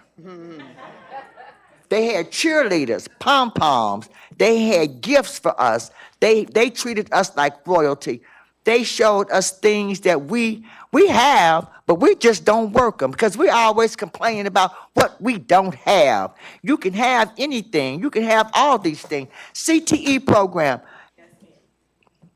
Main thing, they had a parent university. I have pictures of all of that. This school had everything that we have. We just need to work together and make it work. Now, I'm going to say this, and this is what brought tears to my eyes. Esports. We have had esports. I was the one to initiate that particular program. When I walked into that room and I saw that esports room, I really got offended because we have that program, and I need to know where we are with esports. That room was so amazing until it was pathetic. We had a, Mercedes, what kind of band was that we met with, that met us at the door? A marching band. No, the other band. Oh, they had a, it was like a bolero, acoustic. Okay, so then they had the STEM programs. They had the drones. They had all of this. We have this same stuff. We just need to work together and stop always backbiting and pulling at each other. We have the same particular programs that they have there. So I'm just saying, the whole tour was awesome. And to see something manifest like that from Compton, it was amazing. And with that being said, I'm going to leave it alone because I got so upset about that esports room, which esports can bring money in. Did you know that? But we have to work it. We really have to work it. The band was awesome. Everything was awesome. It was just amazing. I have videos of all of it. So once we get the videos put together, you will see a demonstration on what was beginning 7 years ago and to where they are now. Thank you. Thank you, Trustee Smith. I guess that means, Ms. Taylor, you ain't got to speak now. Go ahead, Well, Ms. Taylor. She did get half of my, she did give half of my, my comment, but, no, on a serious note, it was a great opportunity. It was a great experience. I really do want to congratulate Chairman Q President Joel Rodriguez. He gave, and he has shared his speech with me, before we went to LA, but he brought it to life on that stage, and like I heard it. I don't know, like I was listening to it, but like it resonated, and here I thought, I don't know, man, you just really shooketh me.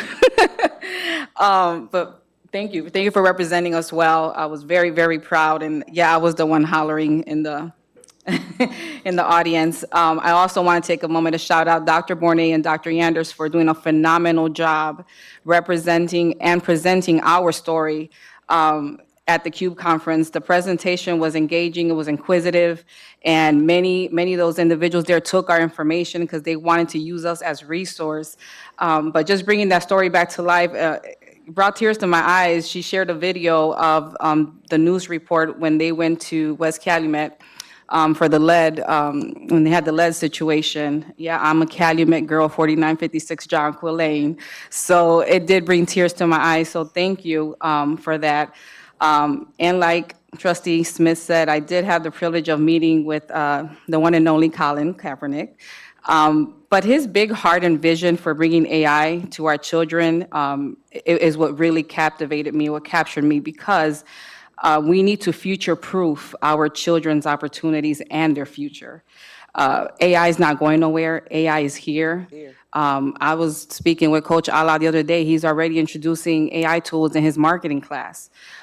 So it's an urgency to remove all barriers to the student's success, and we have to do our part. So that experience has definitely really sharpened my sense of purpose. AI is here. We need to catch up. Our young people are in the Jetsons right now, and some of us, not all of us, are within the Flintstones, and we're hesitant and reluctant. I said some of us, And we're reluctant to intertwine the both. So one of the things that really stood out is that the Jetsons need the wisdom of the Flintstones. And together, we could definitely move this district forward. So, Dr. Bornay, thank you for that budget presentation. Thank you for the transparency and just kind of breaking it down. I love how you put, the glossary in there and things of that nature and the graphs. Really just brought the picture to life. But like Trustee Smith said, a lot of it's not our fault. But we're here. But we're here and we have a choice and we have a decision to make.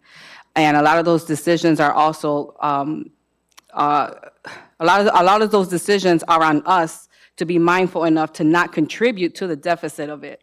So in the same fashion that we asked our administration, our superintendent and his team and Leela to come up with a budget plan and what does the forecast look like, I think us as a board, we also have to review ourselves, reevaluate and evaluate our part in this. I thank you, Ms. Tykea Wright, for coming up and bringing light to that because that contributes to it. That adds to it. We had that experience already even on this trip alone. A lot of expenses could have been avoided. But too often when things don't go our way, and I say this respectfully, we attempt to pull the legal card to see how far it could take us. And that has led us to mismanagement of time, mismanagement of money. Yes. To date, I'm going to be very transparent. Since we asked the superintendent to be transparent, I'm going to be transparent. To date, as we know, I think I talked about this at the work session, we do pay our attorney retainer fee, a monthly retainer fee of, I believe, $4,500 is on the claim docket. From January to July, and we are ending in September now as we speak. If you add up those retainer fees from January to July, it's about $31,000, $31,500.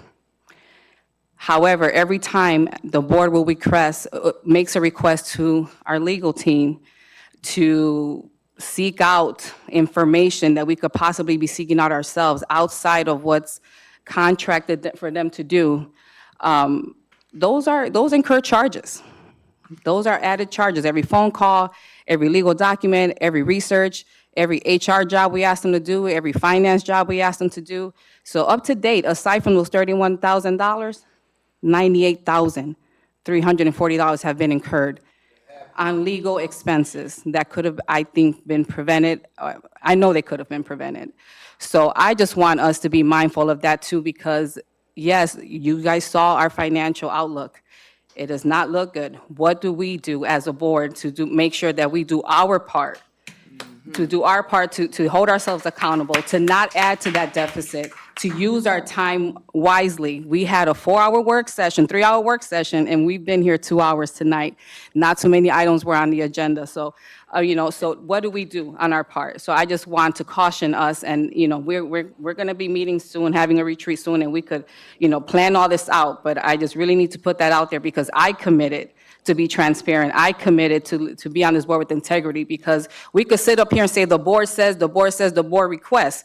But when y'all go to the polls, you're not voting for the board. You're voting for Joelle, Mercedes, Patty, Jesse, and Diane. So I have to be transparent and live up to what I said I was going to do.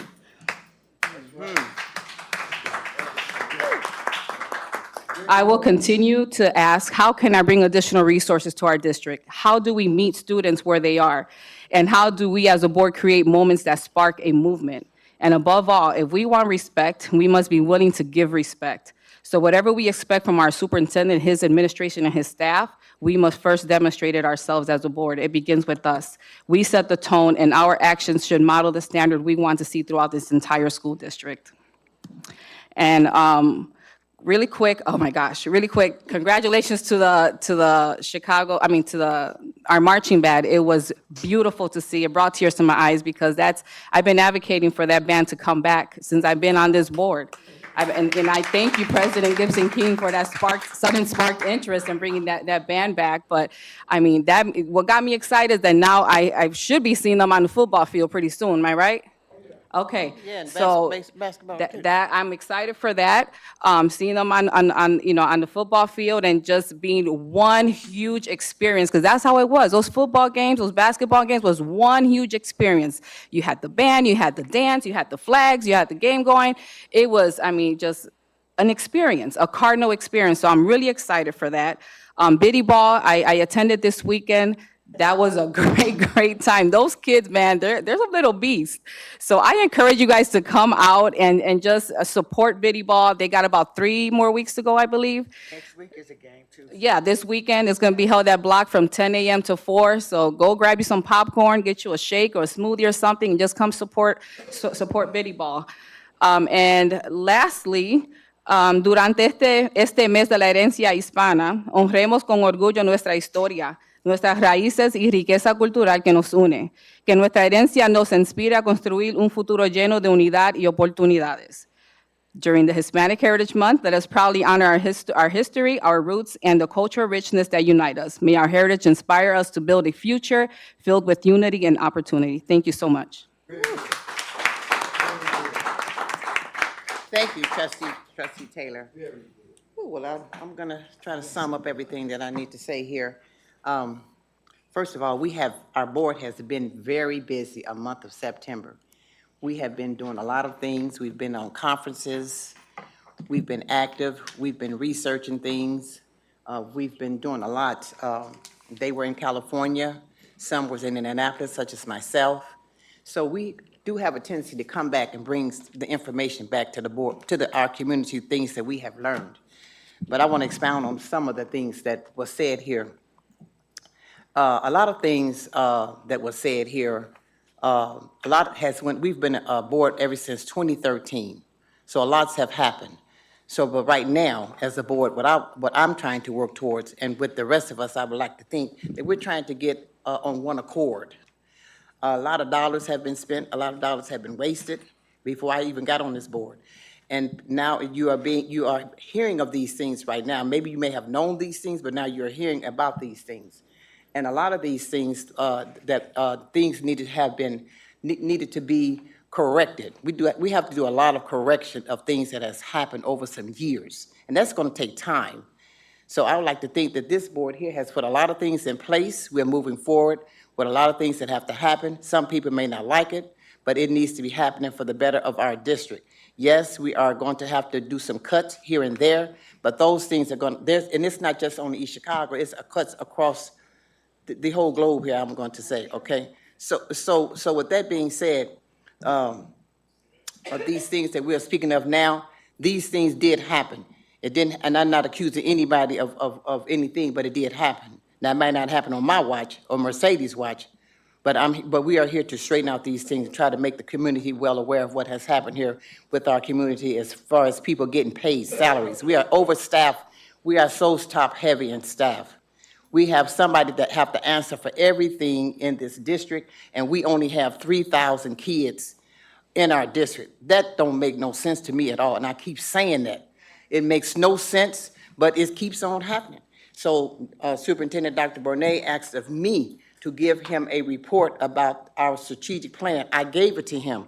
Some of what Mercedes has just said is in that report. I would like for you all to read it when you do get it. It will be in our newsletter telling you just what has been said, some of the things that has been said here tonight at this school board meeting.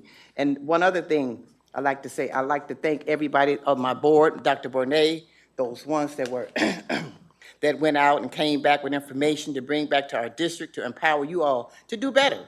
And not only for yourself, but to do better for your children, for your grandkids. That's who this is all about.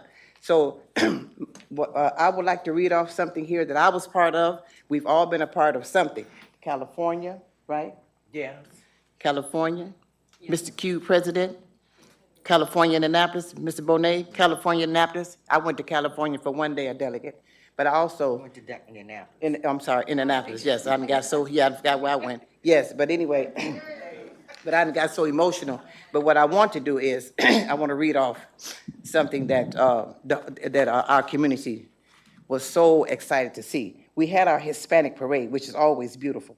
And this time, it was really big this time. It had fell off over some years, but it came back. It was really, really nice.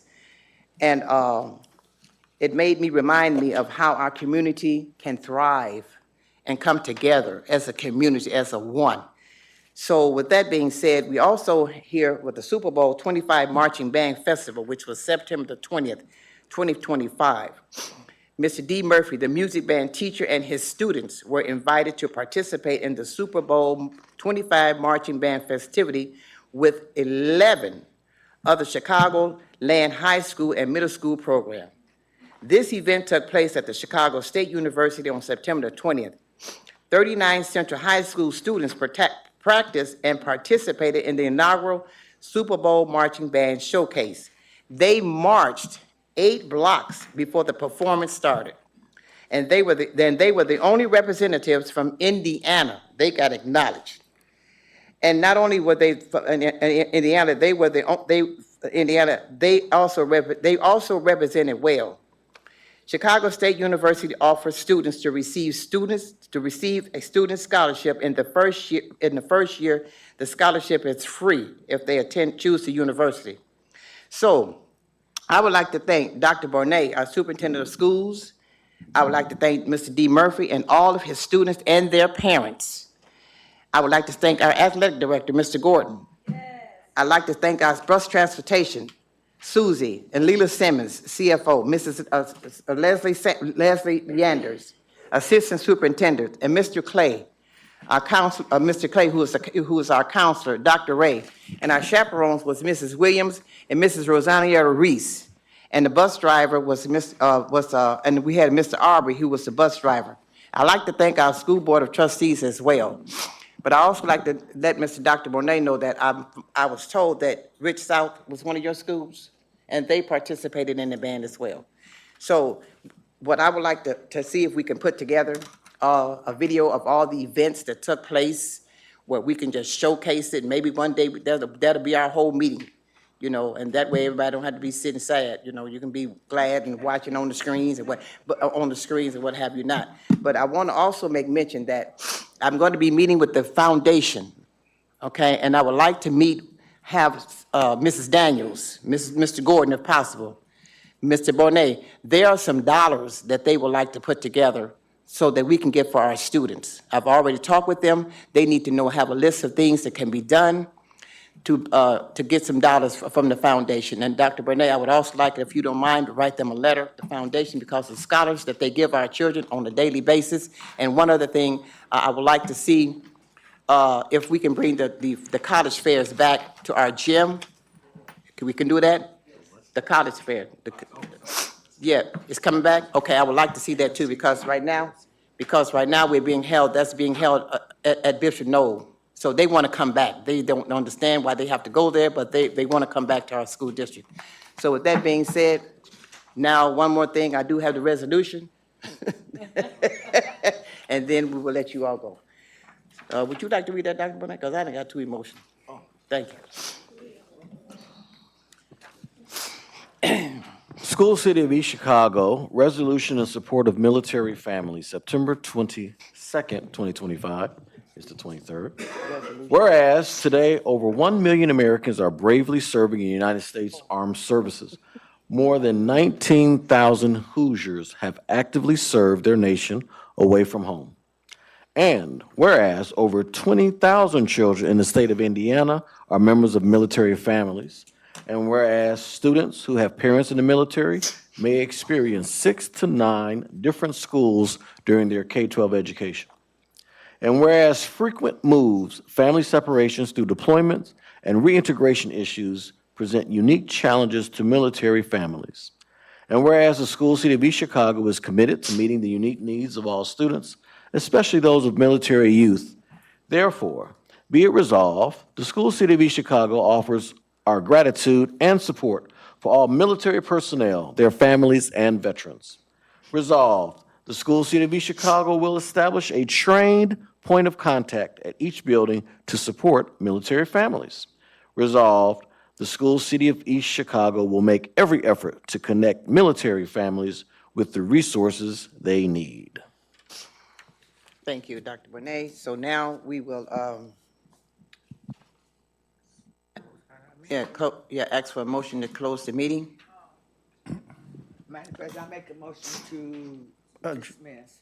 I'll second that Made by motion. Trustee Smith, second by Trustee Rodriguez. Meeting is adjourned. Oh, roll call, I'm sorry, roll call. Trustee Smith? Yes. Trustee Rodriguez? Yes. Trustee Taylor? Yes. Madam President Gibson King? Yes.